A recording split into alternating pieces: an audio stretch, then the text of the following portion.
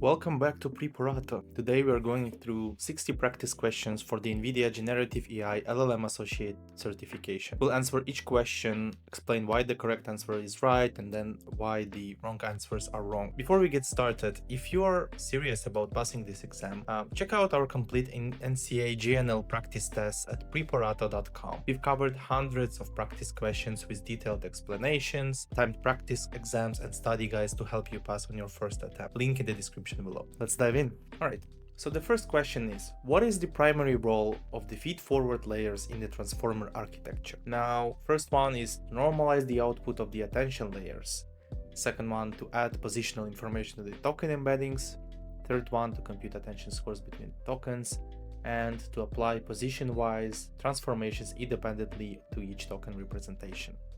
The option A is wrong. Normalizing outputs is done by a different component that is called layer normalization. That's like quality control, making sure the values stay in the reasonable range. To add positional information to the token embeddings. B is wrong because positional information, knowing where each word stands in the sentence, is added right at the beginning before any processing happens. The feed-forward layer comes after. Let's see the next one. To compute attention scores between tokens. Computing attention scores is kind of like figuring out which words should pay attention to which other words. It's the job of attention mechanism, not the feed-forward layers as we have in the question. So those are two different parts of the transformer architecture. Let's see the last one, and actually the correct one. To apply position-wise transformations independently to each token representation. So that's the correct answer, as you might have guessed. Think of a transformer like a factory assembly line. The attention layers are like workers who look around and gather information from other parts of the sentence, figuring out which word to relate to each other. But after gathering all of that information, you need someone to actually process it and make sense of it. That's what feed-forward layers do. Now, the feed-forward layer take each information and transform it, kind of like running it through a series of filters to extract the deeper meaning. The key is they do this independently for each word position, one at a time. Alright, so let's move to the next one. In language model decoding, what effect does the temperature parameter have on softmax function during token sampling? Let's see the options. Option number 1. Temperature controls the learning rate during model training. Lower temperature values increase the randomness of generated text. Higher temperature values make the probability distribution more uniform, increasing output diversity. Temperature determines the maximum sequence lengths the model can generate. Alright, the correct answer for this would be C, which is higher temperature values make the probability distribution more uniform, increasing output diversity. And I want you to think about the temperature kind of like a creativity dial for the AI. Imagine you're asking the AI to complete the sentence, the cat sat on D, and as an example, if you set the temperature to 0.2, AI kind of plays it safe, so it will try to check or add like a mat or a floor. It's kind of very predictable and very focused. If you change it to high temperature, for example 1.5, the AI gets more adventurous and might say rainbow or spaceship. It's willing to take creative risks and pick less obvious words. In short, higher temperature equals more random and creative, lower temperature equals more predictable and soft. Alright, so this one. Okay. Did I answer the previous one? Oh, I didn't. Okay. Let me actually fix this one. What was that? Okay, the last one. Alright, let's move to the third one. When building a domain-specific language model, what is the primary consideration when choosing a vocabulary size? Alright, let's see the options. Vocabulary size is determined solely by the model architecture and cannot be modified. Vocabulary size should match the exact number of unique words in the training dataset. Balancing between coverage of domain-specific terms and model efficiency with typical sizes ranging from 30K to 50K tokens. Vocabulary size should always be as large as possible to capture all possible words. So for this one, the idea is balance is everything. I want you to think about the vocabulary for AIs like a dictionary that your AI carries around. If you're building a medical AI, you want it to know all the medical terms that it needs. But the catch is the bigger dictionaries are kind of heavier to carry. So the sweet spot would be actually, as it said in the answer, around 30 to 50k tokens. This gives AI enough words to cover most situations, including specialized terms, without making the model slow and memory hungry. It's all about the balance at the end of the day. Enough words to be useful, but not so many that the model becomes bloated and inefficient. Let's maybe cover one of the wrong ones, right? Vocabulary size is determined solely by the model architecture and cannot be modified. Vocabulary size is absolutely something you can choose and customize. It's a design decision and not like some fixed limitation of the technology. So you can do it. Alright, let's check one more. Size should always be as large as possible to capture all possible words. So bigger always better doesn't really apply here. A massive vocabulary uses more memory, slow down the model, and many rare words won't have enough training examples to learn properly anyway. It's like carrying 50-pound dictionary when 5 pound would do, a great job. So, I always try to optimize and find this kind of a middle ground. Let's go to the next one. Oh, sorry, I haven't answered again. Alright, yep. In transformer models, how does the embedding dimension, d_model, affect model capacity and performance? Let's see the options. Embedding dimensions should always be set to the same value as vocabulary size. Larger embedding dimensions always lead to better performance with any trade-offs. The embedding dimension determines how much information can be encoded in each token representation. Embedding dimensions only affect the input layer and doesn't affect the rest. The correct answer is this. The embedding dimension determines how much information can be encoded in each token representation. And what does that mean? The simple way to think about it is every word in the AI gets converted into a list of numbers. The embedding dimension is basically how long that list is. If the list is 768 numbers, like in BERT models, each word can store 768 different pieces of information about its meaning. If you, for example, have 100 or 1600 numbers, right, which is for larger embedding models a normal thing, then the word would capture more nuances and more meanings. Think of it like describing a person. With 10 words you can say, tall, funny, smart, but with 100 you can describe their personality, hobbies, background, and more. So more dimensions equals richer descriptions. Let's go to the next one. What is the key difference between pre-training and fine-tuning in the context of large language models? Pre-training uses supervised learning while fine-tuning uses unsupervised learning. Pre-training is only necessary for encoder models while decoder models skip directly to fine-tuning. Pre-training and fine-tuning are identical processes using the same datasets. Pre-training learns general language patterns from large unlabeled corpora, while fine-tuning adapts the models for a specific task or domain. Alright, so let's look into each option. So pre-training uses supervised learning while fine-tuning uses unsupervised learning. This is actually backwards. Pre-training is mostly unsupervised, so the AI just reads the text and learns the patterns on its own. Fine-tuning is supervised. Humans provide specific example of what they want the AI to do. Pre-training is only necessary for encoder models, while decoder models skip directly to fine-tuning.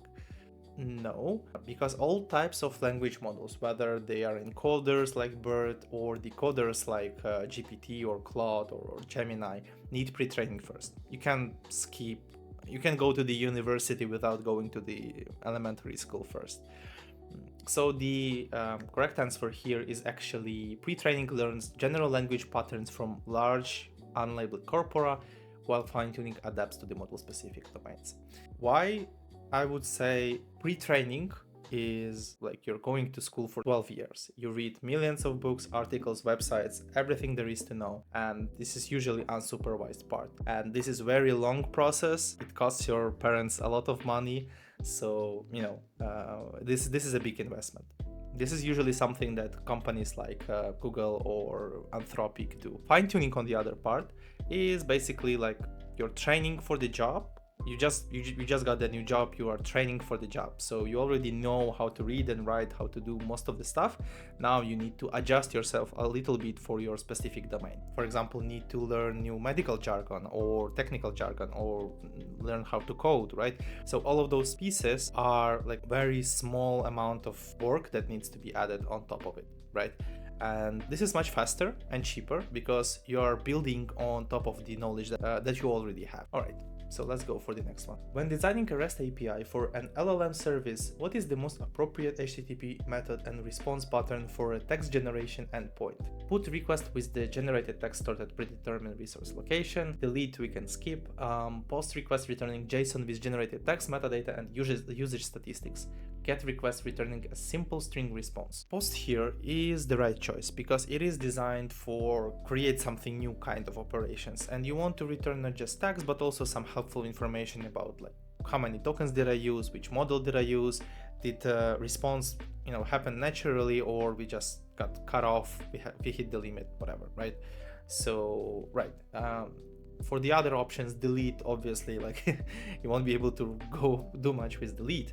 The put is not the best because you're basically saying put something specific in the location, right? So use it when you upload files, not when you want to send the request to LLM.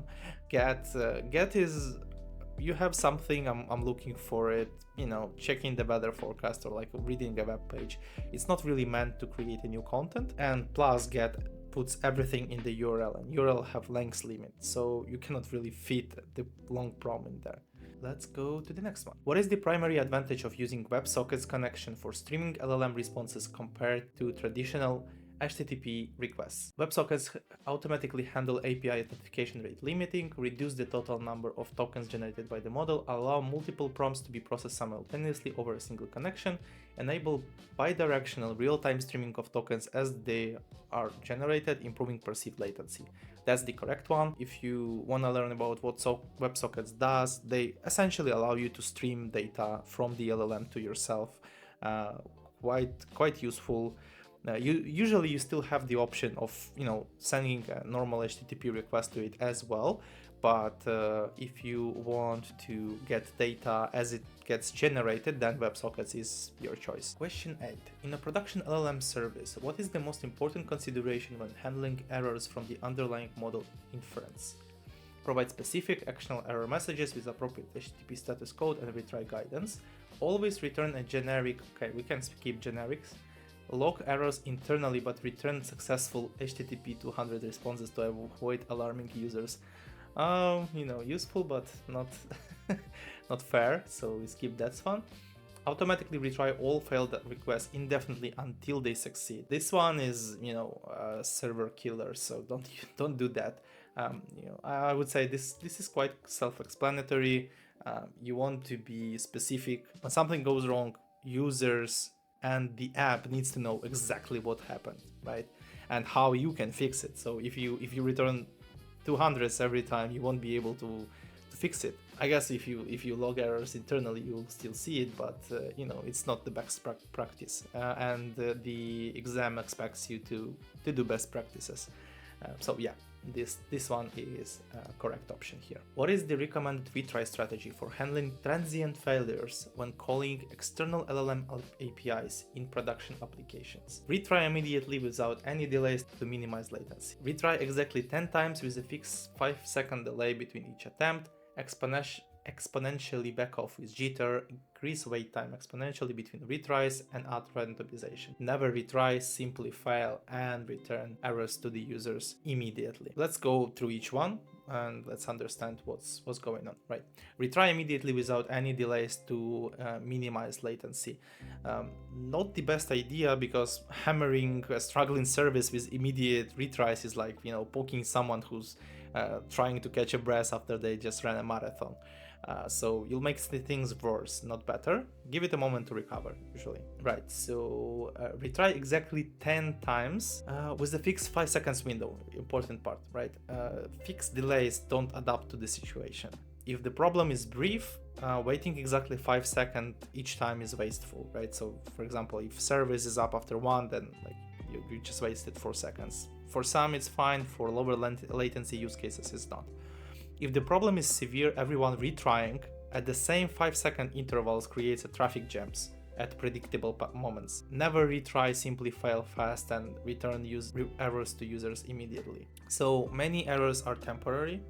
A brief network hiccup, momentarily overload of your inferencing endpoint, is something that if you give up, it basically throws away perfectly good requests that would have succeeded if you just retried a couple of times. So exponential backoff with jitter is our option. Imagine like a restaurant kitchen is overwhelmed, right? What happens if every waiter immediately shouts, "Where's my order?" At the same time? You would have chaos, everyone runs around, doesn't know what to do. Your best approach here would be to do exponential backoff with jitter. And essentially this looks like you try the first time, fail, okay, I wait 1 second, try again. Still fails, okay, now I wait 2 seconds and I try again. Still fails, 4 seconds and I try again, and so on. So the jitter part adds like a bit of randomness instead of everyone retrying at the exactly same moment, which would overwhelm the system completely. Everyone retries at slightly different times.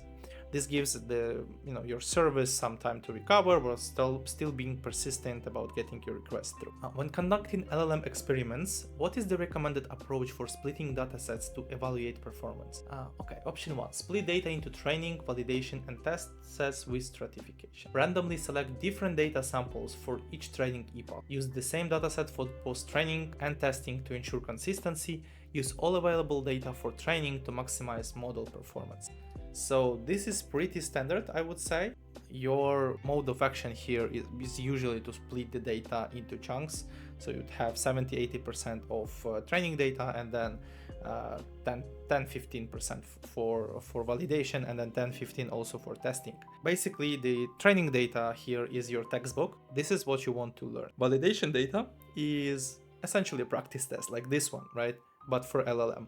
You use this to check if your study methods has come to fruition and now you kind of understand what's going on. And the test is actually the final exam, so the one that you will take for NCA-GENL. You only take this once at the very end to see how well you actually learn. The key is that keeping that final exam completely separate, right? So if you picked at the final exam questions while studying, you're kind of cheating. The same applies to LLM. The test datasets should be completely separate from your training. It shouldn't be used there because otherwise you're kind of polluting your tests and you won't be able to understand reliably if your model is good or not after the training. Question 11. What are the key indicators that an LLM is overfitting during the fine-tuning? Model outputs are too diverse and creative. Training loss, validation loss both decrease steadily throughout the training. Both validation and training losses remain high and don't improve. Training loss continue decreasing while validation loss increases or plateaus. Correct answer is training loss continues decreasing while validation loss increases or plateaus. Why? Overfitting is when your model becomes basically like a memorization machine instead of learning machine.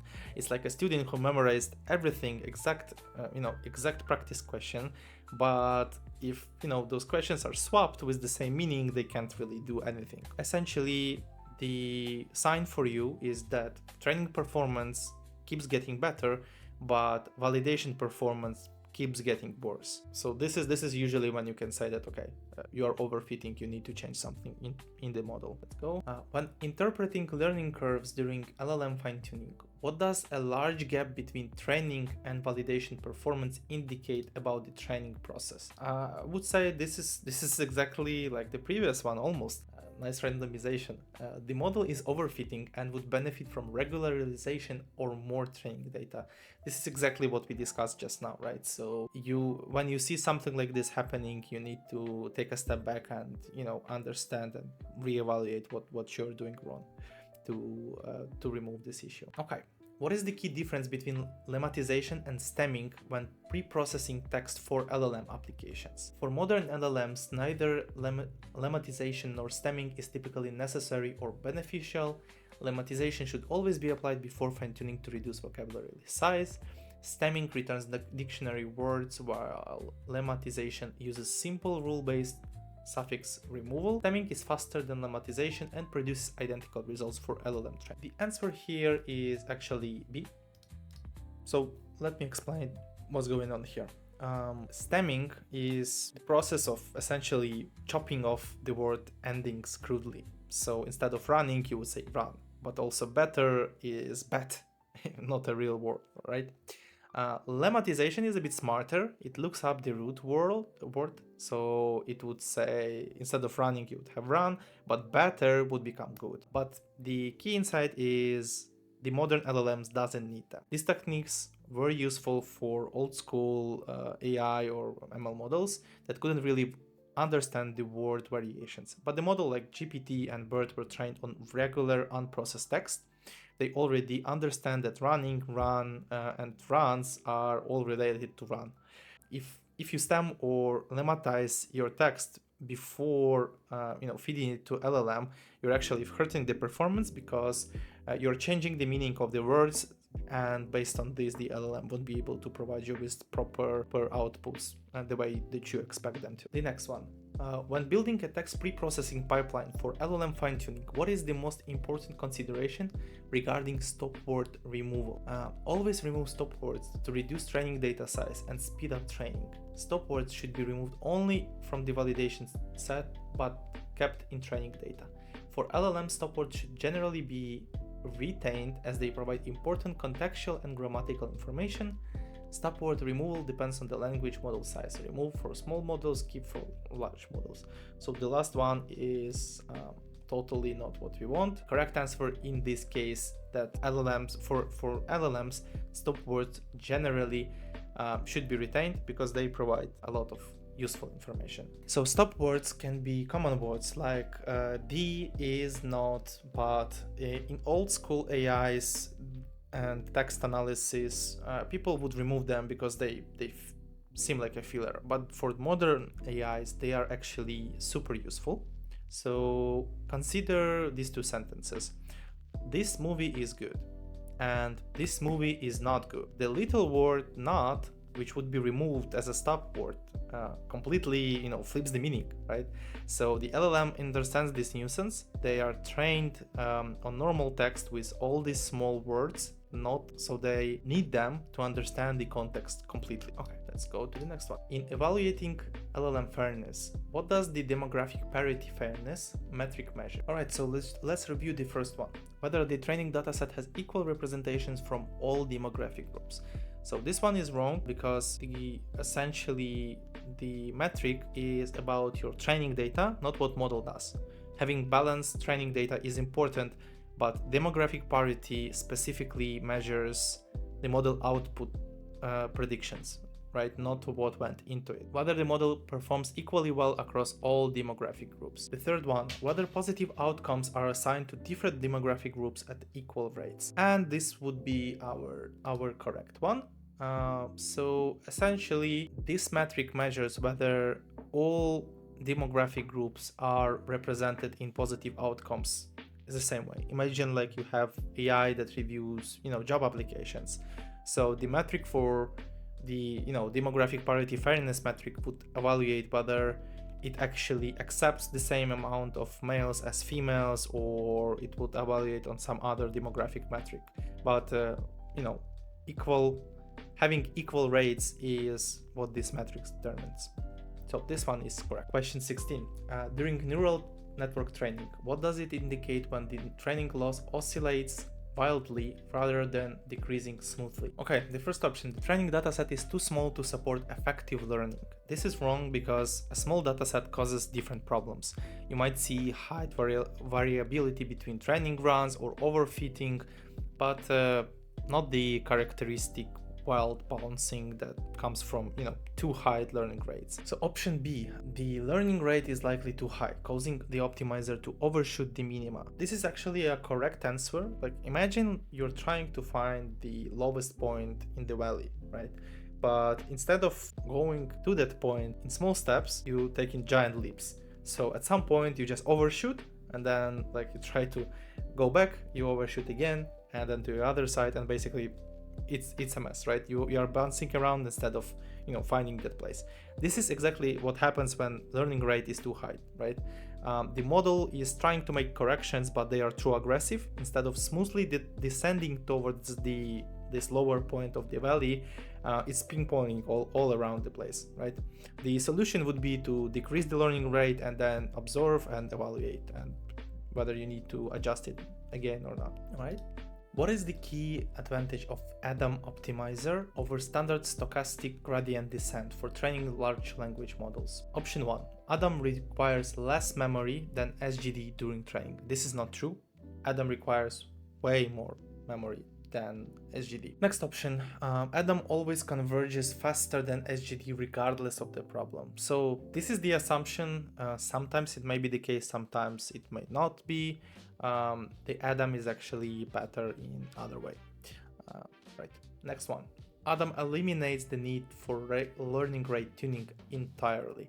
So this one is also wrong, because you still need to tune your model and the learning rates with ADAM. It's more forgiving than stochastic gradient descent, but a bad learning rate will cause problems. There is no magic, set and forget optimizer. The last one, ADAM maintains adaptive parameter learning rates using momentum and second moment estimates. Okay, this is actually a correct answer. Let's answer this. Let's kind of understand what's going on with the analogy, right? So when we are using SGD optimizer, it basically tries to imagine a scenario when we are trying to escape from a dark room, right? So SGD would do like small equal steps in all directions and just continue to do so, whereas ADAM will actually understand which direction it's going, and it will try to head down that direction. So it will build kind of like a momentum. It will have adapting learning rate. What does it mean? It adjusts steps based on, it will adjust how much it will go in each direction depending on what's going on, right? So for example, if it goes somewhere and there is some strange noise, then it will make a smaller steps in that direction. But if another direction smells like pumpkins, then it will just run to it. Not literally, but you get what I mean. Essentially, this combination of momentum and adaptive learning rates are really useful for training the models, and ADAM is essential for training large language models with different parameters and gives that flexibility. So this combination makes ADAM really effective for training large language models where different parameters might need different learning rates. When training a neural network, what is the impact of using a learning rate that is too small? Okay, training will be very slow, potentially getting stuck in local minima and requiring many epochs to converge. And yes, this is exactly what will happen. When having too high of a learning rate is like taking a giant leaps, then having a too low of a training rate will basically mean that you're doing very small steps, and you will need much more time, resources, and compute to do the same job. So again, I would say that you need to keep the balance, you need to meet it in the middle. You cannot really rush through it, and you cannot also make it super small, thinking that your model will be smarter this way. No, you'll get stuck, or you'll have painfully slow training and you'll waste a lot of money. So don't do that. The model will fail to learn anything, and loss will remain constant. Not really, it will still learn, but it will be very slowly, right? So the model will overfeed the training data more severely. Not as well, right? Because overfitting is about your data and about model trying to memorize something by heart instead of learning the patterns. Completely different problem, I would say. Training loss will oscillate and become unstable. So oscillation and instability are signs of learning rate that's too high, not too small. So not too small learning rate will cause, again, as being stuck and having painfully slow training process overall. It won't be like wild and unstable. What happens when you attempt to train a model with insufficient capacity on a large complex dataset? The model will automatically expand its capacity during training. I wish. Not true. The model will underfit, showing high error on both training and validation set. True. Yeah, so why is that? Essentially, imagine like you're trying to learn or teach advanced calculus to the goldfish. No matter how hard you try, no matter how many, experts from the field you will get from Stanford, Harvard, wherever, the goldfish will never learn. You need to adjust the capacity based on the size. That's important if you're trying to do or trying to teach the model something complex. And the fix for this would be to, just get the better model with bigger amount of parameters. When analyzing transformer attention patterns, what does it indicate if a token consistently attends strongly to itself across multiple layers? Alright, the position encoding is not working properly and needs adjustments. No. The model is overfitting and should be regularized more heavily. This is a common pattern where token maintains their identity information while processing contextual information in other attention head. Exactly. Imagine you have a case of a word or a token like bank, right? So while keeping the memory of what bank is, you also want the attention head to understand that other options, right? So you have river banks or like saving banks, right? So you essentially want to remember who you are and then look for the meanings and the connections from other places, maybe even far away from that particular token. This would be the correct part. This indicates a bug in attention mechanism that needs to be fixed. No, right? So as I said, it is actually really good. Sometimes you may have questions like this. You need to remember that, okay, this is a common pattern for the tokens. What is the purpose of implementing a health check endpoint in production LLM API service? To automatically retrain the model when performance degrades. I wish.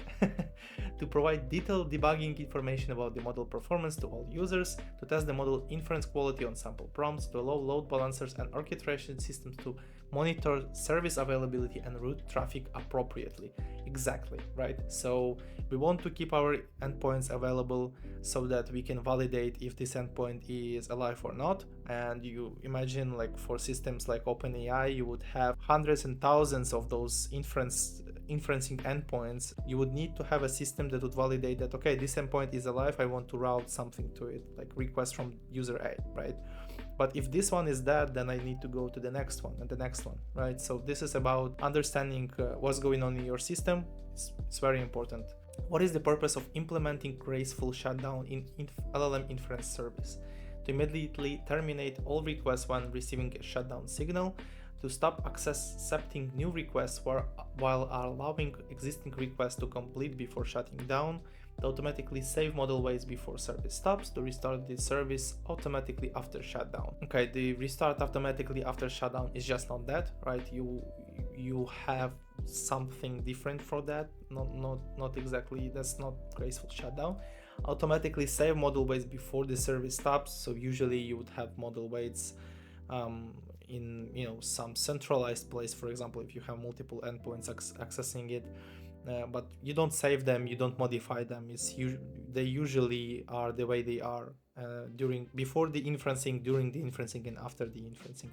The model weights are only changed during training. To stop accepting new requests while allowing existing requests to complete before shutting down. This is our guide. Essentially, we want to say that, okay, I won't accept anything new, but I will process whatever I have left so that everyone who already got their request in are satisfied. And again, going back to our previous question, if we are having a graceful shutdown and then the request comes in, it says that, okay, this one is getting shut down, then I'm going to reroute my request to the other one, right? Instead of waiting for the whole system to go down and restart, you just go to the next available one. So that's why you also would want to have a health endpoints. What is the circuit breaker pattern in the context of calling external LLM APIs and why it is useful? Okay, a technique to reduce token usage by caching API resources, not that.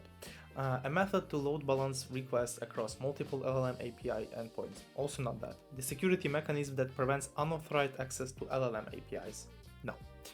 The mechanisms that temporarily stops calling a failing service to prevent cascading failures and allow time for recovery. Yes, so we don't want to overload the model or overload the service that is already goes down. It's basically how it's called, right?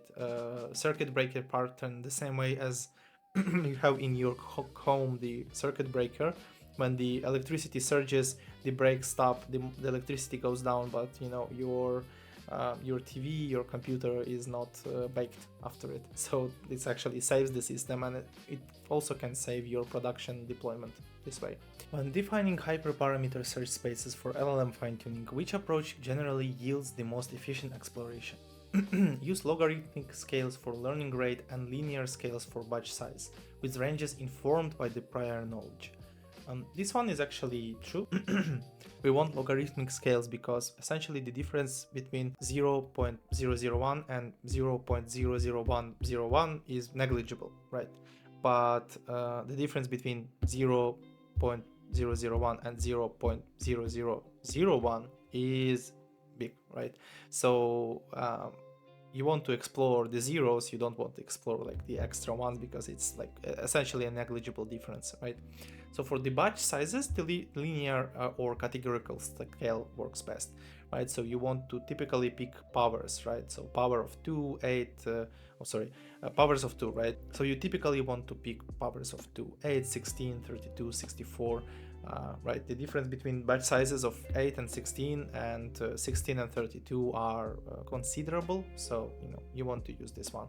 And use what you already know. The good learning rates for LLM are typically between like 0.00001 and 0.001, right? Don't really waste your time by searching for like 01 to 1. That's way too high for LLM. Okay, let's consider some other options. Why others are wrong actually. Always use the default hyperparameter recommended by the framework without searching. Okay, always use the default hyperparameters recommended by the framework without searching. This can work for general use cases, but you will usually do much better if you tune and test around. But again, default might also be fine, not always.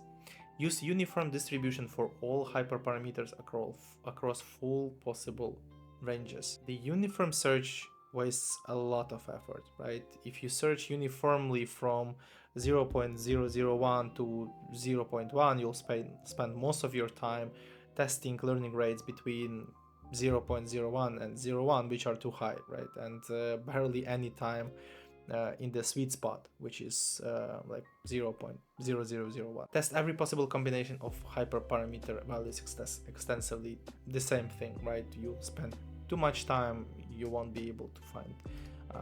Use the prior knowledge, so best practices, see what the ranges are good, and then select for yourself. Try around and you'll find one. What is the key difference between grid search and random search for hyperparameter optimization? Grid search is always more efficient than random search. Actually, the opposite is often true. Research shows that random search frequently finds better solutions with the same number of tries. Grid search feels more thorough, but it's actually less efficient when some parameters matter more than in other. For example, when learning rate matters more or batch size. Grid search only works with continuous hyperparameters, while random search requires discrete values. Actually, this one is also backwards. Grid search works best with discrete values, so it's kind of like easy to list all the combination, while random search handles continuous values naturally. Just give it a sample from the range. Grid search tests all combination of specified values, while random search samples randomly for hyperparameter space. Yes, and actually, as I said, research shows that it can be a more efficient way for you to find a better combination than just going through every possible combination every time. So you may find your golden grail faster this way. Implementing k-fold cross-validation for evaluating LLM fine-tuning approaches.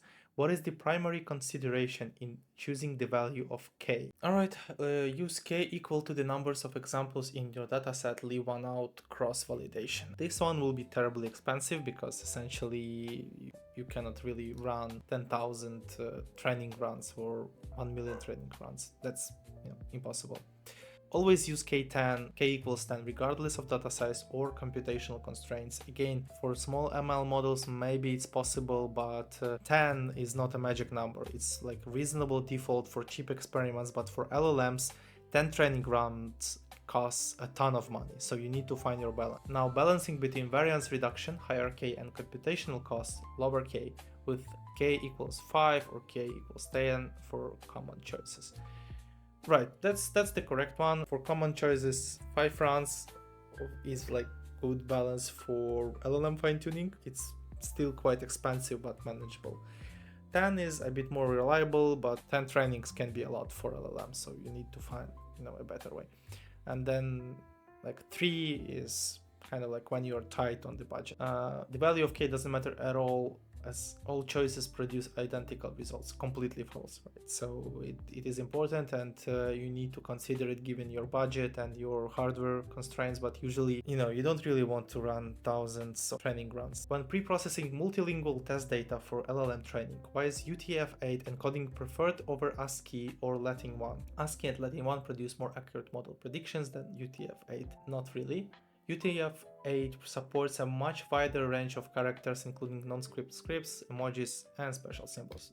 That's the one. UTF-1 is the dominant character encoding system. It has the biggest support for various types of symbols, so having the bigger variety gives us bigger possibilities. So that's why we want to use this one. Okay, when analyzing text datasets, what is the recommended approach for normalizing text lengths across documents of varying sizes? Use padding and truncation with the maximum sequence length chosen based on dataset statistics and model constraints. This is actually a correct answer, right? So what we want to do here is we want to understand what is the maximum length of the documents that we process, right? So maybe 95% of your documents are under 500 tokens.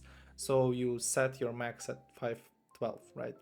For shorter documents, just add padding tokens, right? So that those can be like a special placeholder tokens to fill the space. For long documents, you want to truncate the access and use the sliding window. So like the repetitions between the chunks, so that connections and the information is still there, right? So that's usually the best. Remove all documents that don't exactly match the median document lengths. You're losing the data. Don't do that. Truncate all documents to the length of the shortest documents. Again, don't do that.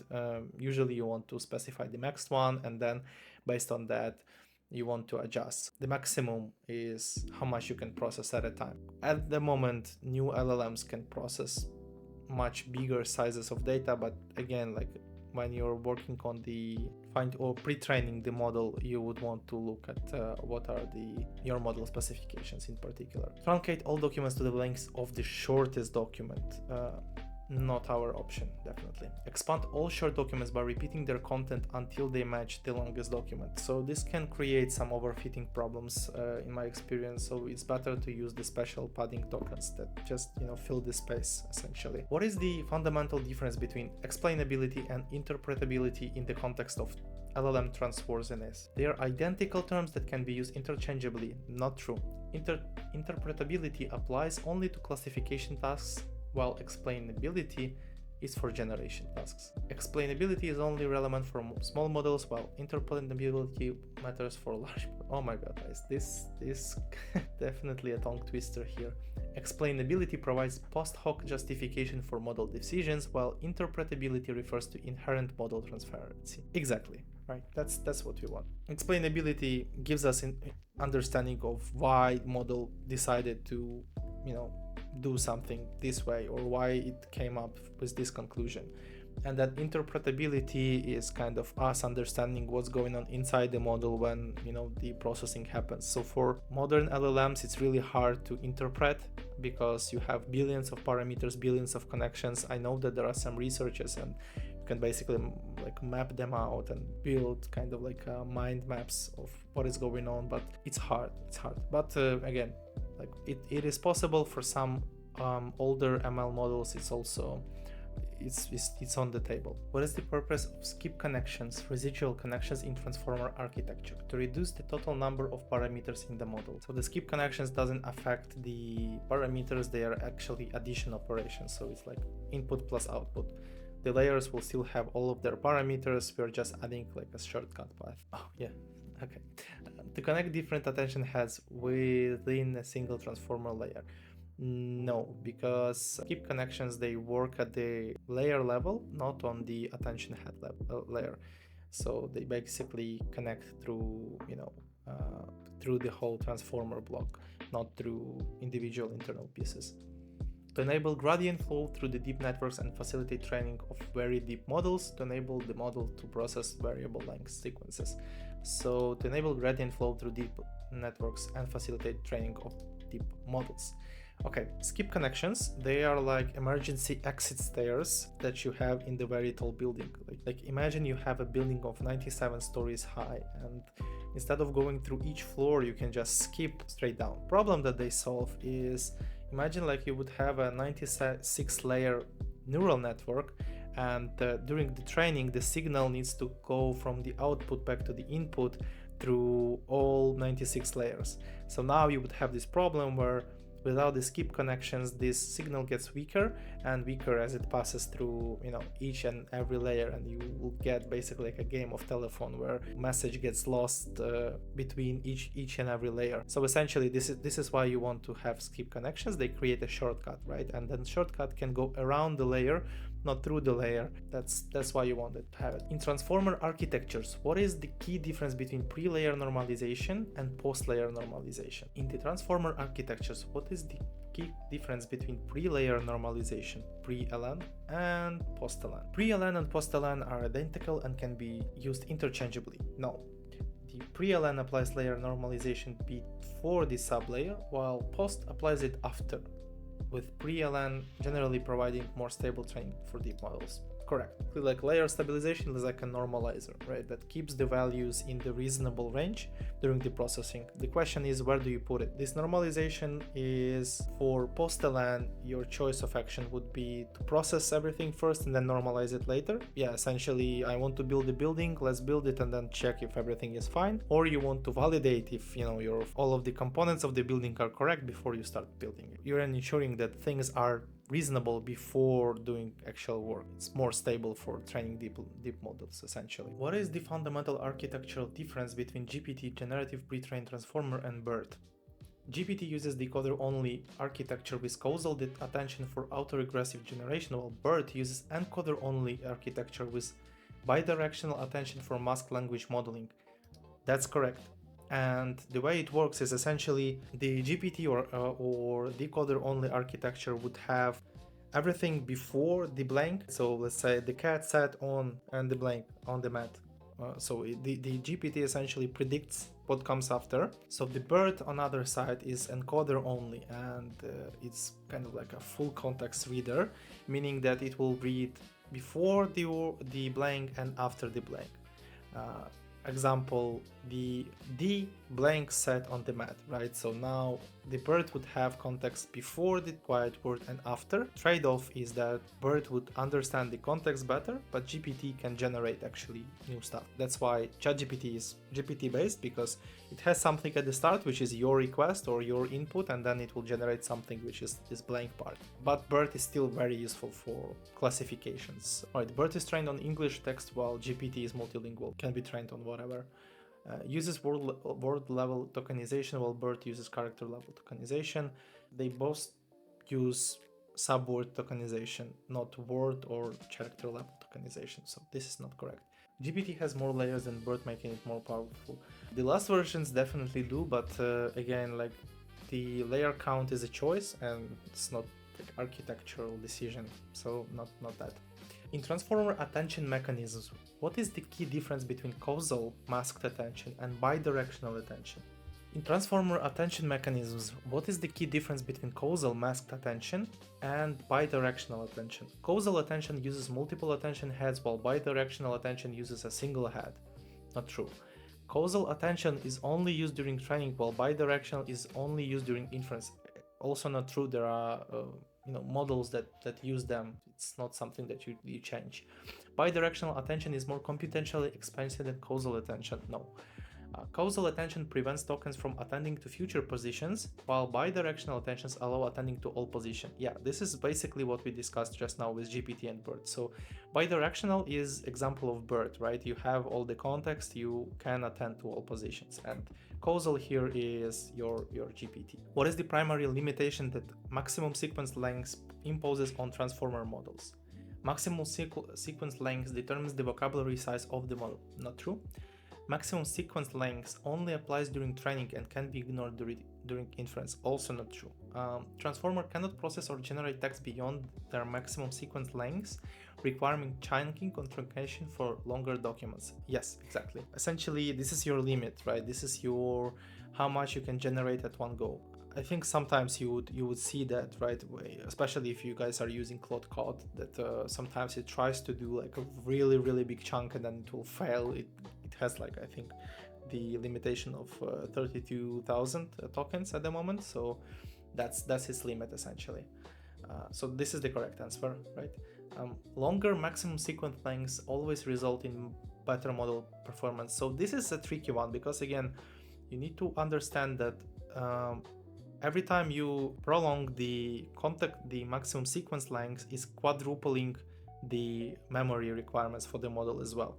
So you need to understand that with bigger sequence lengths, you would also have bigger hardware requirements for the model and for the hosting. And it may not always result in the better performance overall, because again, if your model is trained on those sequences, on those lengths, right, then that's fine. But if you are trained on like short 500 token texts, and now you're trying to send it the script for Game of Thrones, then definitely won't be able to survive that. It will just start putting up the gibberish. It won't be able to work on the context, even though it kind of supports it. So when implementing logging for LLM inference service, what information should be logged for each request to enable effective debugging and monitoring? Raw GPU memory dumps to enable complete reproducibility. Oh my god, sorry. Yes, so this one would be complete waste of space. The memory dumps is basically a ton of data that you won't be able to understand and don't really need to. Request ID, timestamp, input prompt, generated output, model parameters, latency, and token counts. This is usually something that you would see in the LLM inference logging. You need to understand what is the unique ID of your request, right? Who sent it to you essentially, so that you can connect it. Maybe you have a distributed system where you would have multiple elements, so you can track basically where this request come from. Maybe there was some data transformation, so it's usually useful to have some kind of unique identifier. Timestamp, again, when did it happen? Good. Input prompt, what was sent? Useful. Generated outputs, what the model responded? Very useful. Model parameters, latency, and token counts. Yes, definitely. So you want to understand how long your model takes to process a request. This way you will be able to identify if there are any spikes in latency, and also be able to see if you need to scale up or down, right, based on that.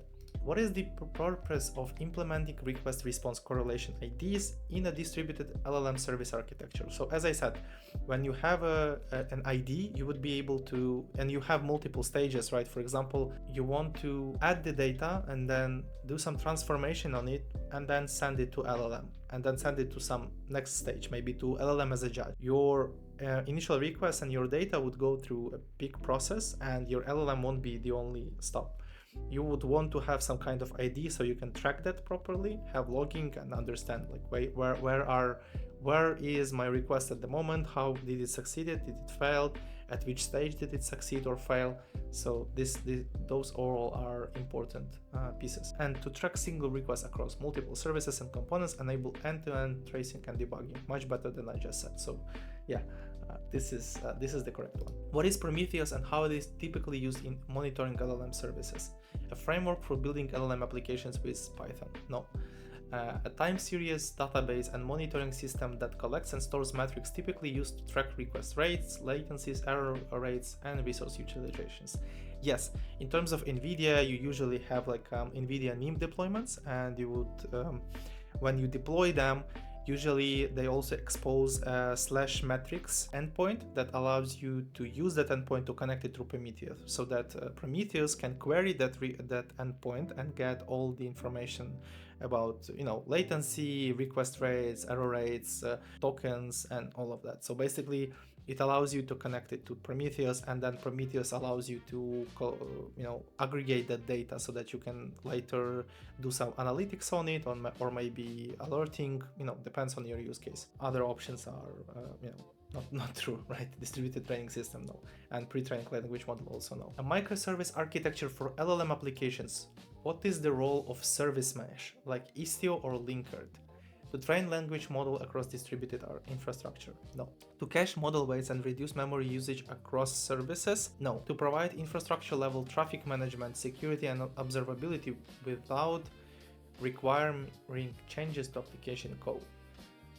To provide a user interface for interacting with LLM applications. So service mesh, yes, this is the traffic management, security and observability tool. It's usually deployed on Kubernetes clusters. So in like cloud environments, it can be EKS, AKS, GKE, or on your on-prem, you also can deploy Istio. So quite a cool tool, especially when you're having distributed applications at scale and you want to operate on them simultaneously while having all of those pieces like management, security, and observability. What is dropout regularization and how it is typically applied in transformer models? Okay, so what are the options? A method to permanently remove less important neurons after training? No. Technique to stop training early when performance stops improving? No. Technique that randomly sets a fraction of activations to 0 during training to prevent overfitting. Okay, imagine like you have a puzzle, right? And this puzzle really requires you to use a lot of tools to, I don't know, maybe disarm like a toy bomb or whatever, right? And when you're doing it, at some moments, some of the tools disappear, and this forces you to use only the tools that you have available. So now you adapt and you become more robust. And basically this is what the dropout regularization does, right? It allows your model to be more robust by essentially covering some parts of neural networks during the training, improving its robustness of all of its components. How does batch size affect model training, and what is gradient accumulation? Right, larger batches always lead to better model performance. Again, you need to find a middle ground, you need to find a balance. Larger batches also mean a lot more GPU utilization. Gradient accumulation create different gradients than processing the same data in the single large batch. Okay, large batches provide more stable gradients but require more memory. Gradient accumulation simulates larger batches by accumulating gradients over multiple small batches before updating weights. So this one is correct. So let me explain that by the example. When you use small batches, training will fit into the smaller GPU size, but then the gradients are all noisy, right? It's like you are going through a known city and you ask two people for direction. One said go this way, other one said go that way, and now like you're lost and you try to find the place. Which you won't be able to. But then if you ask 500 people, then you can kind of, average it out and then understand that, okay, most likely I need to go this way because on average people who kind of seem to know what they are doing, showing me that I need to go there. But what gradient accumulation allows you to do is it allows you to run smaller batches and then accumulate them over time. So like I asked two people, but now I'm not going to the direction where they said. I'm now going to another batch of two people to ask them, and so on until I have, for example, 500. Right? Once I have 500, and then I make my calculated guess. Right? So I guess this is kind of like this is how the accumulated gradients would work. Alright, what is weight decay and how does it differ from L2 regularization in practice for transformer models? Weight decay increases model weights over time to improve capacity. No, it tries to decrease them every time. Weight decay and L2 regularization are identical in all cases and the terms can be used interchangeably. No, they are not.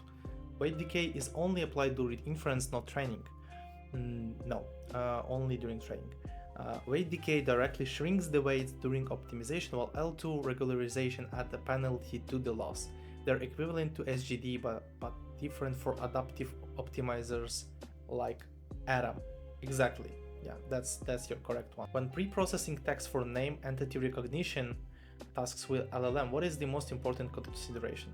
Applying lemmatization to reduce vocabulary size. I think we discussed lemmatization before. That would essentially destroy a meaning for the LLM. It won't be able to categorize properly.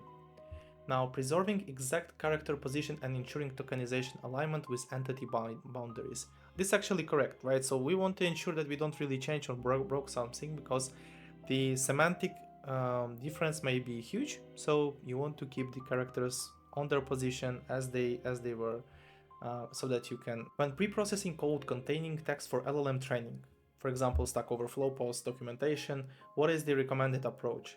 Preserve code blocks with their formatting, indentation, and syntax using special markers to distinguish code from natural text. Yes, definitely. This is the reason why Claude is so good at coding, because they preserve that pieces of code. They ensure that like the indentation is really important. For example, in Python, right? Indentation in Python is part of the syntax. So if you fail in that, then your model will suck. So you want to preserve that, and the code is actually like gold, is a gold for model training. So you want to preserve it. You want to ensure that everything is as it was, so that the model can train properly. I think we can skip other ones, right? Removed all code blocks that confuses the model, unless you don't want the coding model. But I think this question kind of assumes that you want. Oh, right. So code containing text, right? So you need that. Convert all code to natural language description to maintain consistency. This way your model won't be able to know how to code or how to essentially simulate coding, let's say. Normalize all code by removing indentation and standardizing variable names. Again, indentation for Python is crucial. Without it, you're breaking the syntax, so don't do that. What is differential privacy and how does it relate to training data for LLMs? This is the mathematical framework for quantifying a limiting privacy loss, ensuring the model cannot memorize or leak specific training example. A method to ensure different demographic groups have equal representation in training data. A technique to encrypt training data so only authorized users can access the model. A legal framework for data protection like GDPR and CCPA. No, this is the mathematical framework. So essentially, how do we explain that differential privacy? The core idea of this is that there were some cases actually where you could have asked the model something. For example, what is the API key of GitHub or OpenAI, and it will spit it out because that key was part of the training. Now the idea of differential privacy is to introduce enough noise to the model so that the model cannot really recall specific facts. For example, what is the John's medical record? It won't be able to do it, right? That's the goal with differential privacy. Introducing noise to the model essentially lowers its capabilities. It will be less accurate models, but this is something that modern LLMs have to do unless they want to get sued to oblivion, right? What is the purpose of the model checkpointing during training, and what key information should be saved? Checkpointing saves only the best performing model based on the validation metrics. Checkpointing saves model weights periodically to prevent training loss from hardware failures or interruptions. Checkpointing converts model weights to a smaller format to reduce memory usage during training. Checkpoint saves the complete training state, including model weights, optimizer state, learning rate, schedule, epoch number, and random seeds to enable exact training resumption. Exactly, right? So your idea is that the training sometimes takes a lot of time. You want to be able to checkpoint so that you can resume in case if you have any discrepancies or disruptions. And also sometimes you can have your validation loss would go up randomly or not randomly. After a certain number of epochs, you might actually find that sweet spot that you want to stop, but you continued. So now what? If you don't have a state, if you don't have a weights on that stage, you won't be able to use it. But with checkpointing, you actually can. So this is really useful technique that is utilized throughout, like LLMs, image models, all of them utilize it heavily. What are warm-up steps in learning rate scheduling, and why are they important for training large language models? Warm-up steps reduce the batch size gradually at the start of training to save memory. No. Warm-up steps gradually increase the learning rate from 0 to target learning rate over the initial training period to prevent early training instability. Yes, imagine like you are on the icy road and instead of starting gradually, you just floor it. So basically you are just going over through the road and that's it for your vacation. But yeah, you want to start slowly, gradually, so that because everything is chaotic and random at that point inside the model. Give time for ADAM, for gradients, for weights to become more structured, predictable, and to proceed with your plan. So really useful technique to do. What is the convergence in the context of neural network training, and what are common criteria for determining if the model has converged? Convergence happens when the learning rate reaches 0. No. Convergence is when the model achieves 100% accuracy on the training set. I would wish. Convergence means that training loss reaches near 0. No.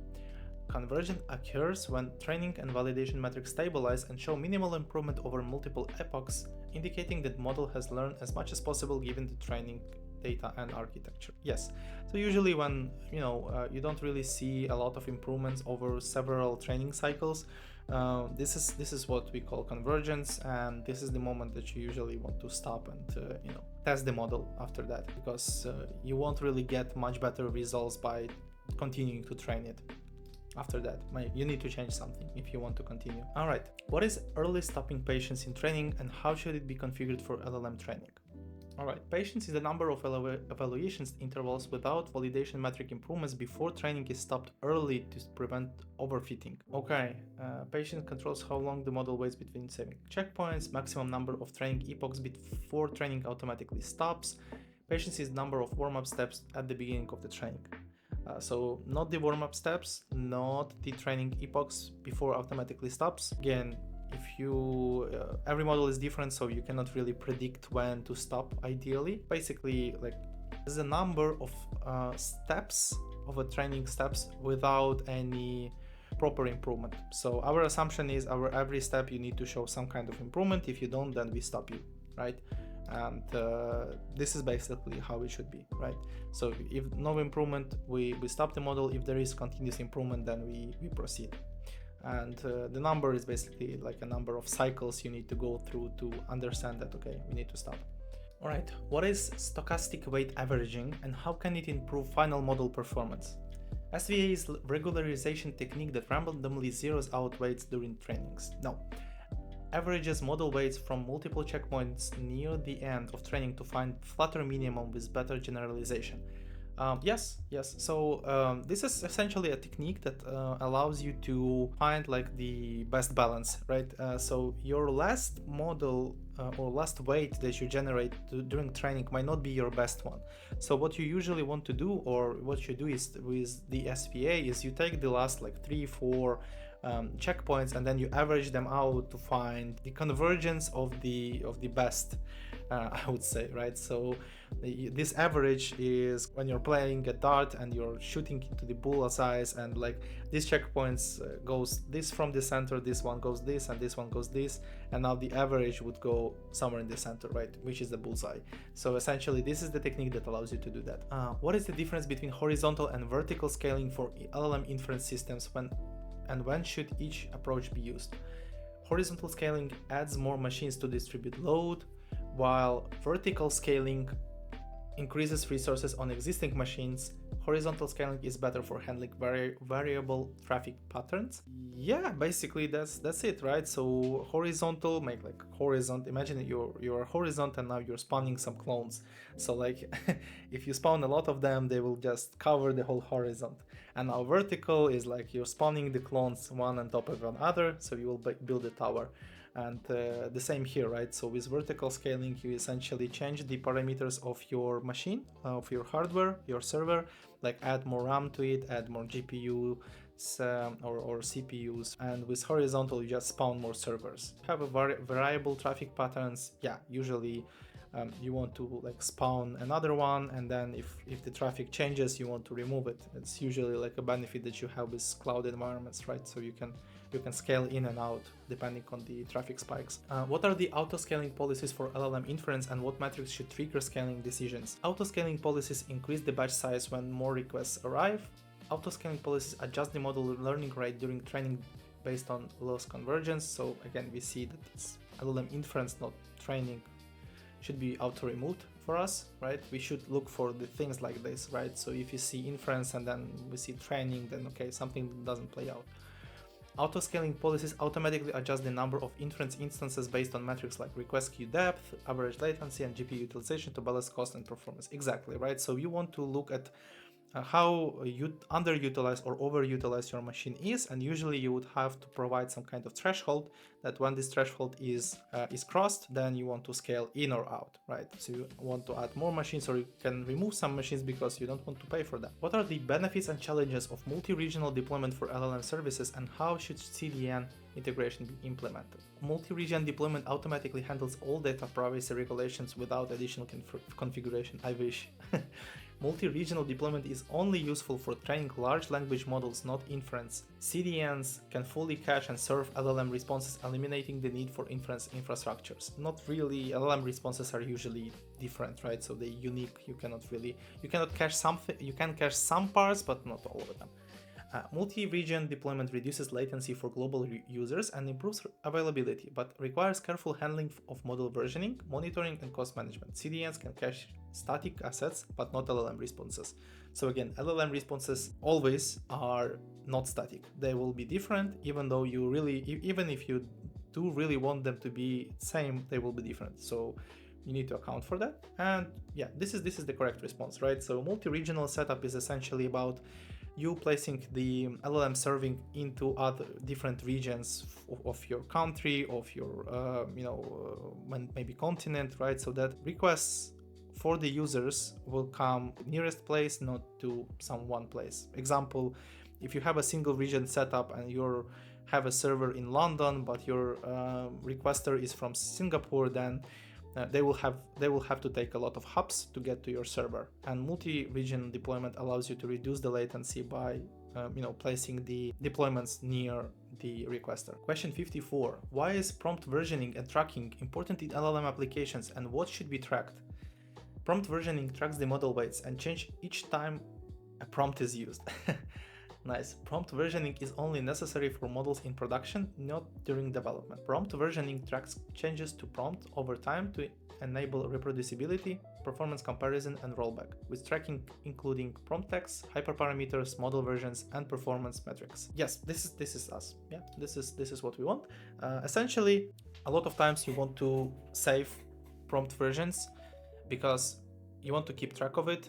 They tend to change. You tend to experiment a lot, and not always the last changes that you did are actually beneficial. So sometimes you want to roll back. That's why you want to save the previous versions. That's super useful.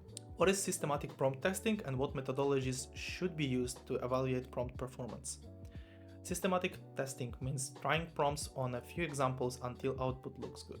Systematic prompt testing is only needed for fine-tuned models, not for prompting pre-trained models. Systematic prompt testing automatically generates optimal prompts without human intervention. Okay, systematic prompt testing involves creating diverse test datasets covering edge cases, measuring multiple metrics, and comparing results across prompt variations to identify optimal formulations. Yes, exactly. This is basically the approach to how you test whether your prompt is fine or not. So you usually, for big production systems, you want to establish a good testing framework for your prompts. You want to evaluate them on the metrics that are important for you, right? Because you may, for medical use cases, for example, you want to ensure that all the medical jargon is being respected and used, and vice versa, right? So this is quite unique, right? So you need to approach each use case uniquely and understand what are the metrics that are important for your use case.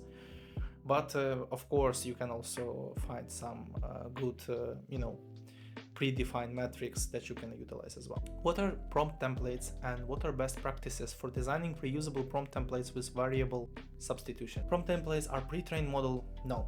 Are only useful for few-shot learning scenarios? No. Templates automatically optimize prompt wording? No. Are reusable prompt structures with placeholders for dynamic content, enabling consistent formatting, easier maintenance, and separation of prompt logic from application code. Yes, essentially, you have some static parts of your prompt like instructions, maybe examples, stuff like that that you don't change, and then you have some dynamic part. For example, username, you want to include, you want to give the model understanding who it talks to, or like maybe some user data that the model should know, some performance metrics. Essentially is your way of building, some kind of reusable pattern for using the models across different use cases or different clients. What are data augmentation techniques for text data in NLP, and how do methods like back translation and paraphrasing improve model robustness? Data augmentation creates additional training examples by applying transformations like back translation and paraphrasing, increasing the dataset diversity and improving generalization to input variations. Yeah, so basically data augmentation allows you to stretch your datasets, but by creating more variation. Like you got 100 examples of something, turn them into 500 by paraphrasing each one, right? So sometimes it's good, sometimes it might not be, again, depending on your use case, but for a lot of cases, it can make the models more robust. What challenges arise from noisy labels in training data for LLMs, and what are effective strategies for handling label noise? So, model labels are not a problem because large language models automatically learn to ignore incorrect labels. They don't know what is correct or incorrect, they learn patterns out of the way. Labels only affect classification tasks, not generation or other NLP tasks. Out of the way. The only way to handle noisy labels is to relabel the entire dataset manually. I wouldn't advise anyone to do that. Noisy labels cause models to learn incorrect patterns and overfit to mislabels examples. Strategies include confidence-based filtering, label smoothing, and using ensemble methods to identify and correct label errors. Yes. Question number 59. What are the key considerations for model licensing and attribution when using open source LLM or datasets in commercial applications? All open source models can be freely used for any commercial purpose without restrictions. Model licensing only applies to distributing model weights, not to using models for inferencing in services. Model licensing varies between permissive, allowing commercial use, and the ones that can prohibit commercial deployment. Proper attribution and compliance with license terms is legally required. Yes, the models licenses are really different. Sometimes they're point of contention between the community and the model provider, but you need to always ensure that based on your license you can do what you intend to do with it. So whether you can change it, if you change it, then maybe you need to add some attribution that say that okay, this was based on this model from this developer and blah blah blah. Or like if you have completely free MIT model, then you're good to go, or Apache 2.0. So it really depends, and some of the providers, they also created their own custom licenses, so you need to always read for that. What is responsible disclosure in the context of AI systems, and what process should be followed when discovering security vulnerabilities or safety issues in LLM? Responsible disclosures means immediately posting vulnerabilities publicly on social media to warn users. Responsible disclosure involves privately reporting vulnerabilities to the affected organization before public disclosure, giving them time to fix the issue while coordinating on timeline and scope to balance security and transparency. Yes, that's usually a good way to go. Right, so your systems and all systems have vulnerabilities, and sometimes you need to fix them. Sometimes it's your vulnerability, sometimes it's your vendor, or you're the vendor that needs to fix something. Usually the good way is to inform all the affected parties first, then ensure that you have a proper action plan, and based on that act, right? And also inform the users. All right, I think we did it. All right. And that's all 60 practice questions. Please remember that understanding why the wrong answers are wrong is just as important as understanding why correct answers are correct. If you found this helpful, please like, subscribe, and check our full practice tests at Preprocessing.com. Good luck on your NCA-GENL examinations, and leave the comment with your exam score down below. Thank you. Bye-bye.